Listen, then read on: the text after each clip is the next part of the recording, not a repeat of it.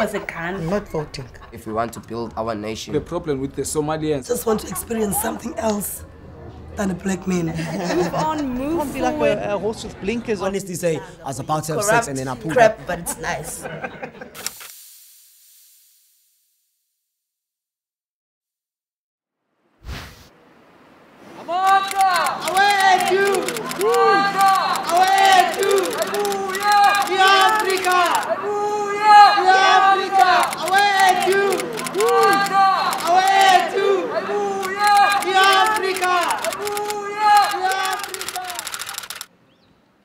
Hi, my name is Gqoboka.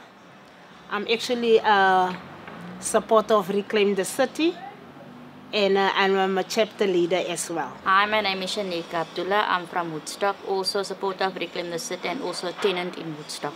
My name is Lindiwe Beyi. I'm a chapter leader at Sea Point. I live at Ahmad Katratha House. My name is Mauna Ashra. I'm staying in AK8.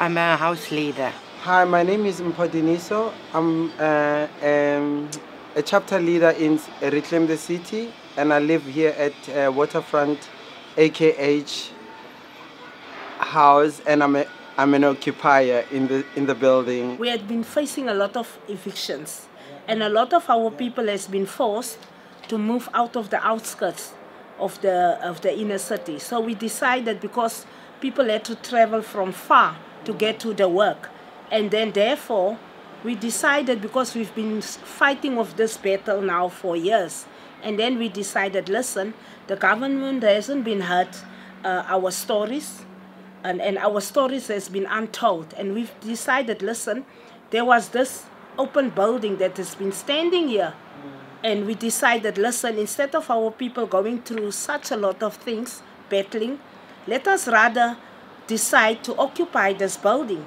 for people to be closer to their workplaces, and especially for our families, because this evictions has been actually affecting most of families, and therefore we decided to occupy this place. As a hairdresser, I interact with a lot of people.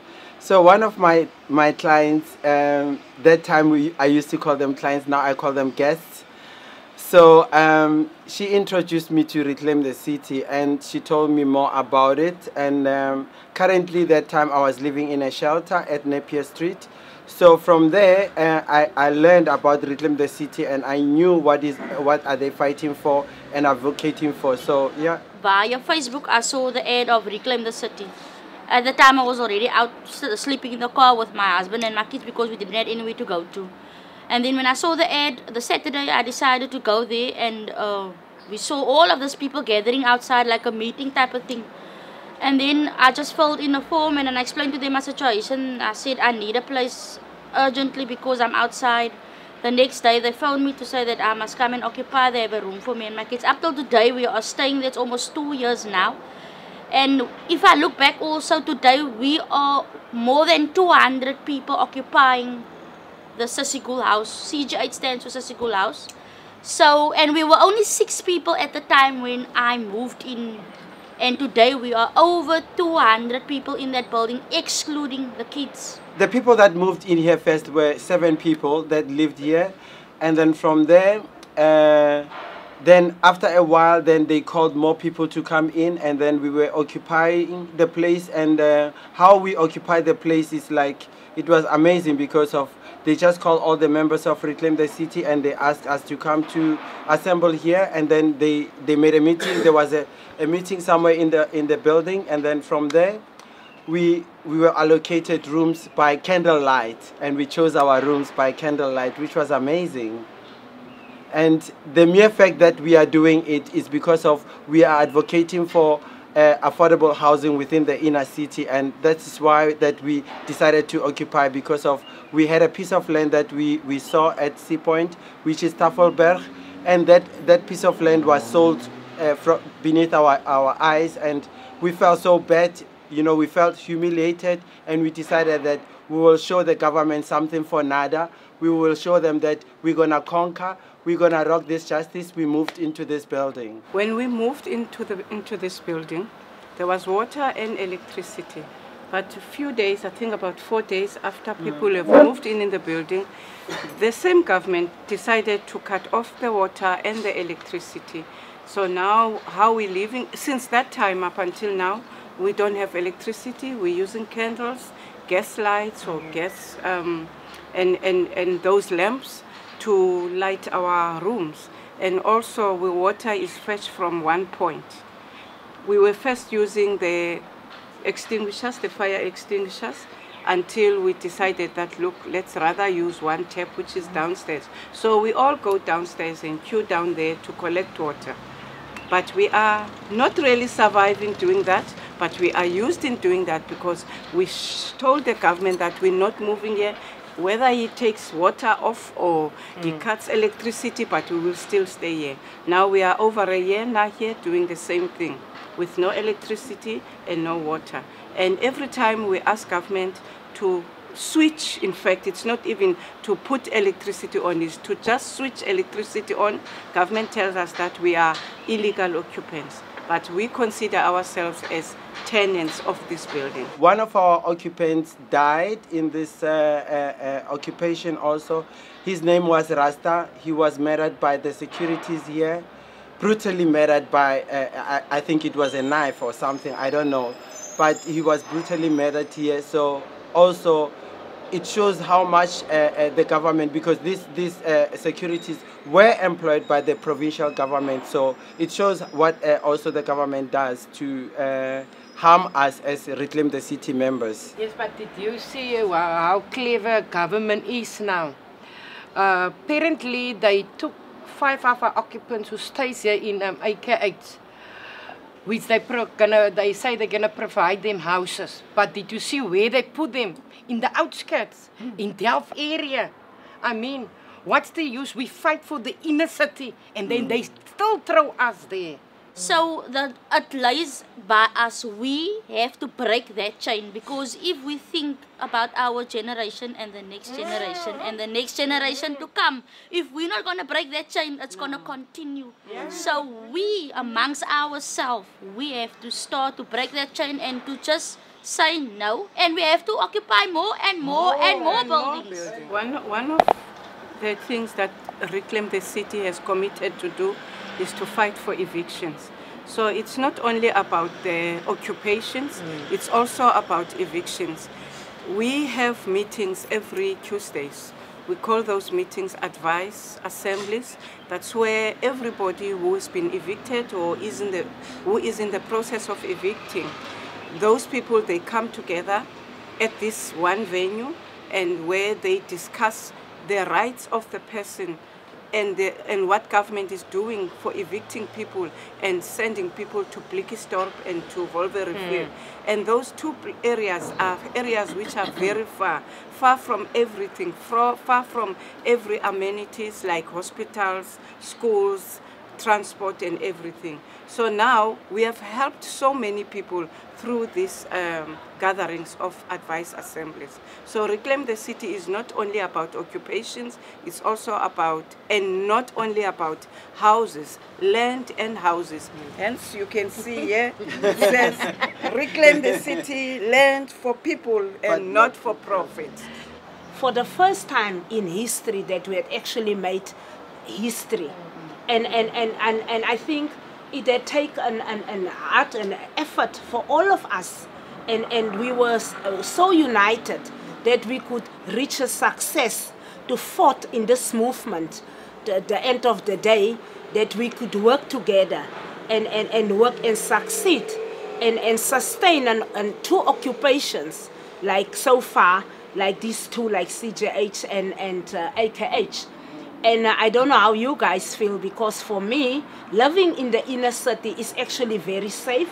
It's actually uniting families, and we're very much closer to any other thing like healthcare and close to our workplaces. And mostly because outside of the inner city, people are getting killed, they get marked on a daily basis. Next year it's elections. Guess what's going to happen? They'll come knock at our doors. They'll be everywhere trying to tell us that, please vote, we're going to do this. And now that they know that the cry of the whole Western Cape or the whole country is land and housing.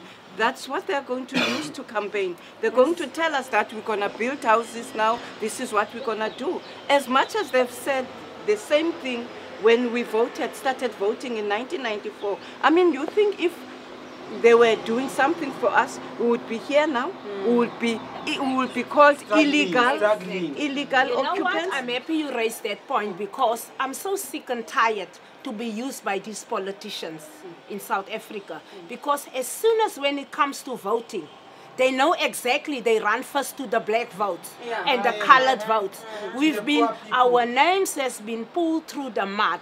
And we've been sick and tired of that because they know the majority of the votes is always the colored community in the Western Cape and then the blacks and then the other people. So we must put our foot down to say enough is enough. The darker your skin becomes, the furthest the government throw you. You know? So, and like now, the 5 people that Mona mentioned, those people, they were told by the same government that, listen, we've got houses for you. We've got social houses. And they were mentioning Steenbeek, dromedaries, Botaseg, and wherever. They even gave them a pamphlet that, look, these are the social houses. So if you really need a house, you have to move here. They are evicting those people. You have to move out of this place and go to this. It's not like it's a set thing that there is a social house, go in. That person has to go and apply. And you must know that there are red tapes as well. There are some stumbling blocks. Maybe if you blacklisted, you cannot go in. You see? So now it's like they are still fooling us. They are still pretending to be caring, whereas they are not even caring about us. And now the other person, they said, fine, there's a house we've got a house for you in Delft. I mean, why are you taking the person in Delft? Because we said we're fighting for houses in the inner city. Yes. Mona, what we should even ask the government is, what is affordable? Because of right now, they say they gave us 80 units in Sea Point by the Payment Brothers. 80 units, something like that. Then they say if you earn more than 20,000, you will get an affordable, they call it an affordable house with 20,000 rand. Then, I mean, then who's fooling who between us? You understand? Because of at the end of the day, then it's not affordable. That is much more escalating that they don't want us there. They just show us. They are paying money. Now, my point of view is we should ask, what is affordable? Yes, but now my thing is this: if you earn more than 20,000, will you occupy? Imagine. I won't occupy. I will go and get my own house. Since after the elections, things are getting worse. The rich is getting richer, the poor is getting poorer. And the blacker, as you mentioned earlier, the more you must be away from the city. And you like a tree, a leaf when it grows, and when a leaf gets older, it's getting blown by the wind, far away from the actual tree. So what we need to do then, we have to call them into account and ask them, listen, we need answers here. So why are you taking us for granted? Enough is enough. We need to draw the line. Why are we only good enough to take care of white people's children and we are not good enough to live with them? We are citizens of this country, and that is something as Reclaim the City members or supporters, we need to unite and implement it. My dream is to make sure that everyone living within the planet of here in Cape Town, which is South Africa, which is a continent, they must have liberated spirit, and we must fight for affordable housing within the inner city for generations to come. My dream is to stay in the inner city, raise my children in the inner city, and take the long, long walk with Reclaim the City. My dream is to live in the inner city with my comrades and those people whose voices are not heard. My dream is to have a house, my own house, myself and my family in the inner city, and to break the chain, and that we can go from strength to strength. My dream is for one day to see that the citizens of this country, especially South Africans, that are going to make sure that what we are fighting for today, it's something that we're going to implement for our future and for the generation of this country, that we're going to have inner city housing in all over in this country, all over in all regions.